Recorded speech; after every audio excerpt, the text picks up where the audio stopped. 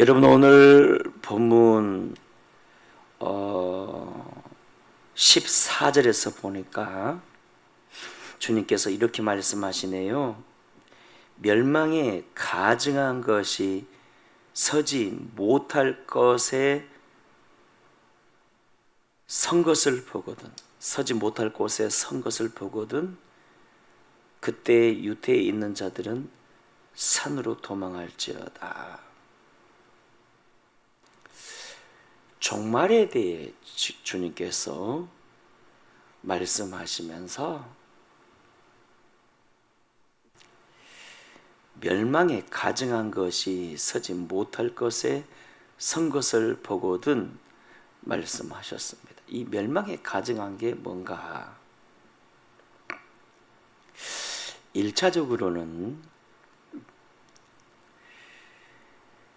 헤롯이 성전을 건축하고 하나님을 사랑함으로 건축한 게 아니에요. 정치적 목적으로. 특히나 그는 건축의 전문가입니다. 굉장한 전문가예요.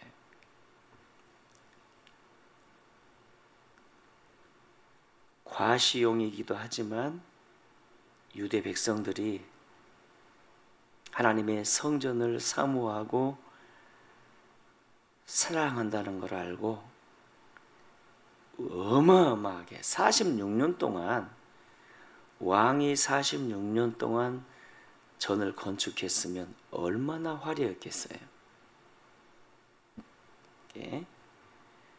질질 끌면서 건축한 다음에, 그러니까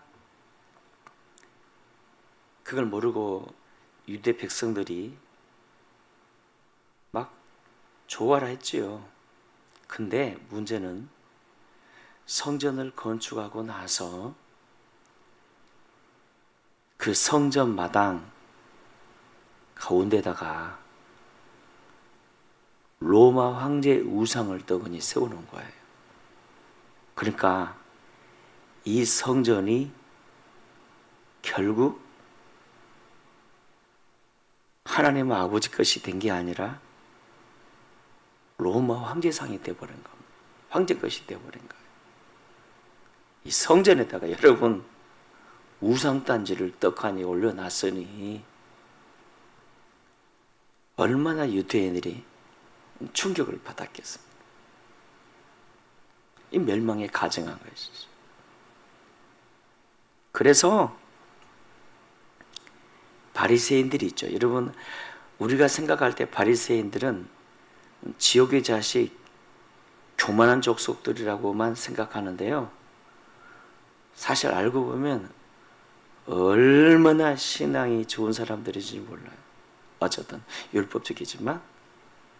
그래서 그들이 그 우상에서부터, 성전 우상에서부터 빌라도 관저까지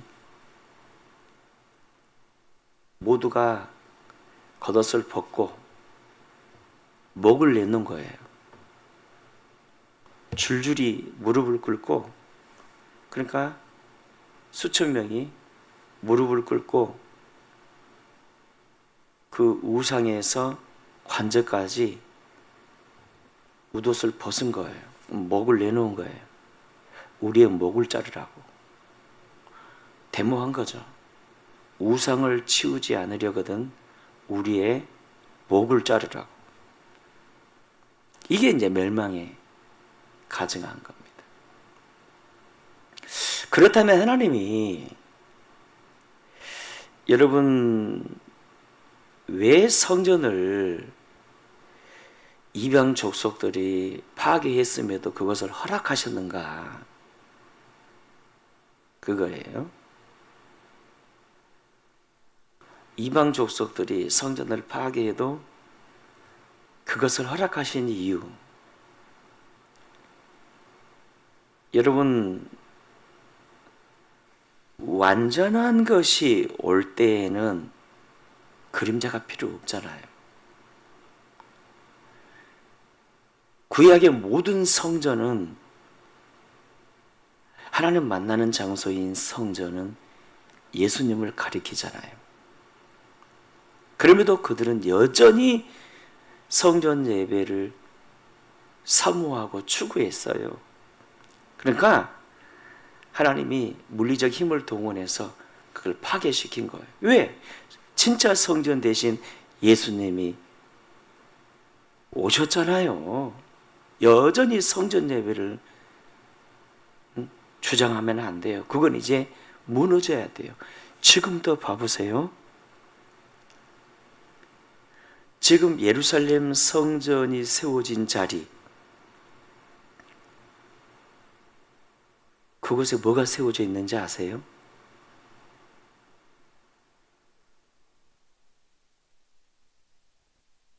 그곳에, 여러분, 그 장소 자체가,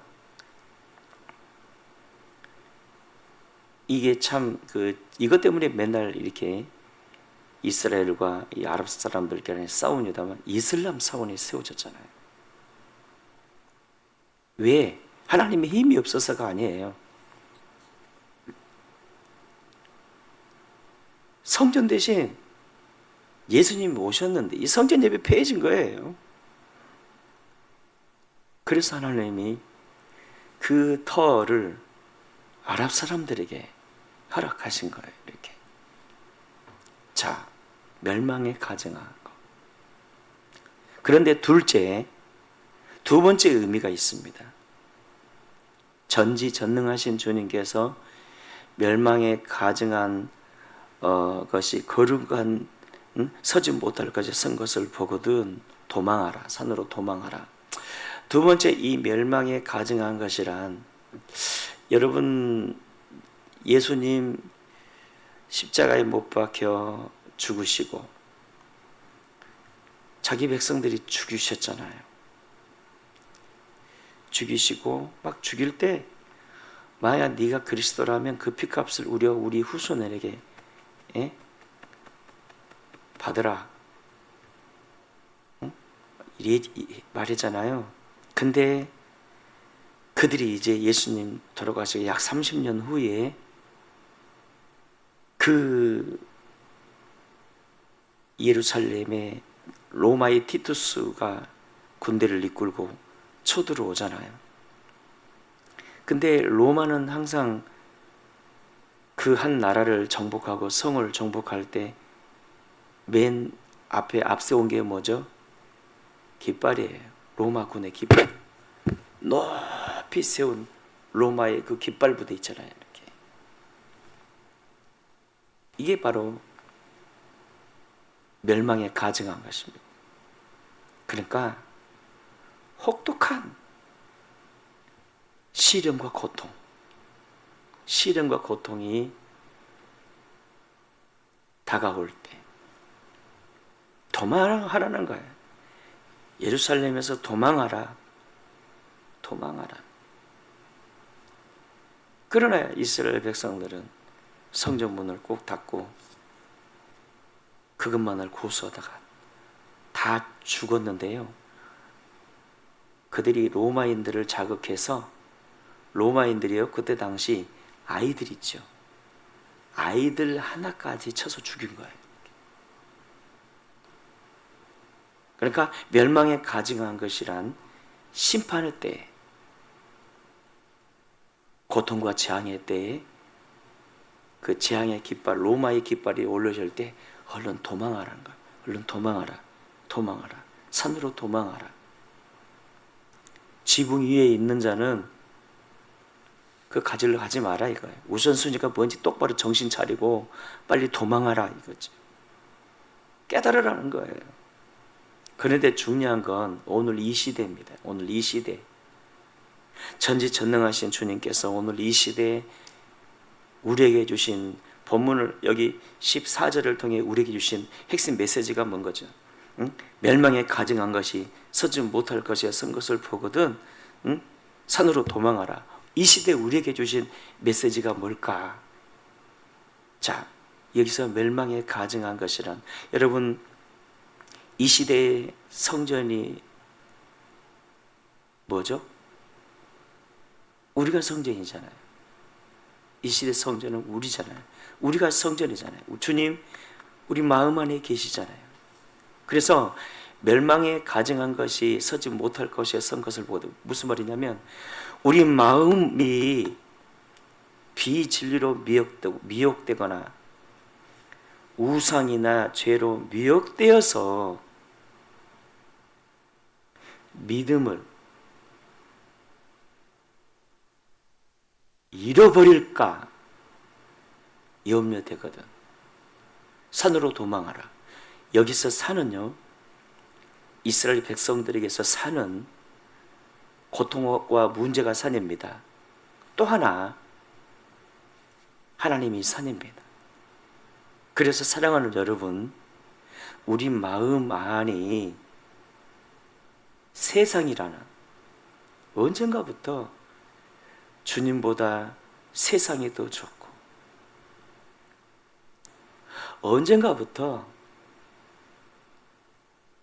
내 마음 안에 우상이 이 가증한 것이 들어오고, 그래서 여러분 내 마음이 세상 것에 뺏기면요, 세상 것이 좋은 거예요. 그래서 늘 그 하는 말이, 야, 이 골프가 재밌다 이거죠. 골프나 치러 가요. 지금 골프 치지 말라는 게 아니라 여기에 너무 깊이 빠지지 말라는 거지요. 운동도 하지 말라는 게 아니라 여기에 깊이 빠지지 말라는 거예요. 어떤 분 조기축구 다니는데 어느 날도 조기축구를 갔더니 이렇게 말하더랍니다. 아니 오늘 일요일인데 오셨어요? 깜짝 놀래가지고 아이고 오늘 일요일인지 몰랐습니다. 막 불이 나게 막 갔대요. 믿음을 잃어버릴 만한 죄와 악이 내 안에 들어왔다면 산으로 도망하라. 속히 회개하고 예수님께 달려가라 이 말이죠. 따라합시다. 박해가 오든 미혹이 오든 예수님께로 달려가게 하소서. 바로 그거예요. 예수님께로 도망가야 돼. 예수님께로. 주님, 아침에 합심해서 통성으로 기도하실 때 주님 어떤 상황에서든지 믿음을 잃어버리지 않게 하소서. 어떤 박해 가운데서도 정신을 차리고 예수께로 도망치는 자, 예수님을 찾는 자, 예수님을 바라보며 끝까지 인내하는 자 되어지게 하소서. 멸망에 가증한 것이 내 마음 안에 들어오지 못하도록 지켜 주시옵소서. 이기고 또 이기는 자가 되게 해달라고